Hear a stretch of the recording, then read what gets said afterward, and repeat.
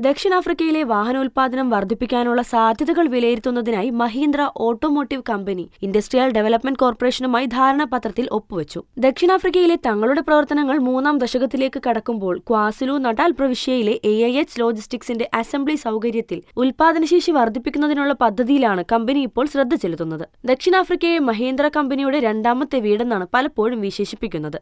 പുതിയ ധാരണാപത്രം പ്രാദേശിക അസംബ്ലി ശേഷികൾ വികസിപ്പിക്കുന്നതിനുള്ള സാധ്യതകൾ പരിശോധിക്കാൻ സഹായിക്കുമെന്ന് മഹീന്ദ്ര സൗത്ത് ആഫ്രിക്കയുടെ CEO രാജേഷ് ഗുപ്ത പറഞ്ഞു. ദക്ഷിണാഫ്രിക്കയുടെ വ്യാവസായിക വളർച്ചാ ലക്ഷ്യങ്ങളെ പിന്തുണയ്ക്കുന്നതിന്റെ ഭാഗമായാണ് ഈ പുതിയ നീക്കം. പുതിയ പഠനം രാജ്യത്തിന്റെ ഓട്ടോമോട്ടീവ് ലാൻഡ്സ്കേപ്പിലേക്ക് കൂടുതൽ ആഴത്തിൽ വിലയിരുത്താൻ ഉപകരിക്കുമെന്നും അദ്ദേഹം കൂട്ടിച്ചേർത്തു. പ്രാദേശിക ഉപഭോക്താക്കളുടെ ആവശ്യങ്ങൾക്ക് അനുയോജ്യമായ വാഹനങ്ങളിലൂടെ, പ്രത്യേകിച്ച് ജാപ്പനീസ്, യൂറോപ്യൻ ബ്രാൻഡുകളെ മറികടക്കുന്ന പിക്കപ്പ് വേരിയന്റുകളുടെ വിൽപ്പനയിലൂടെ മഹീന്ദ്ര ദക്ഷിണാഫ്രിക്കയിലെ വേഗത്തിൽ വളരുന്ന ബ്രാൻഡുകളിലൊന്നായി മാറിയിട്ടുണ്ട്. ദക്ഷിണാഫ്രിക്കയുടെ ഓട്ടോമോട്ടീവ് വ്യവസായം പ്രോത്സാഹിപ്പിക്കുന്ന പദ്ധതികൾ, കയറ്റുമതി വിപണിയുടെ സാധ്യതകൾ, തൊഴിൽ ശക്തിയുടെ വികസനം, വിതരണ ശൃംഖല, അടിസ്ഥാന സൗകര്യങ്ങൾ തുടങ്ങിയ ഘടകങ്ങൾ പുതിയ പഠനത്തിൽ ഉൾപ്പെടുത്തും. ലോജിസ്റ്റിക്സ് സംവിധാനങ്ങളും വിതരണ ശൃംഖലയുടെ സാധ്യതകളും പഠനം വിലയിരുത്തുമെന്നും കമ്പനി അറിയിച്ചു.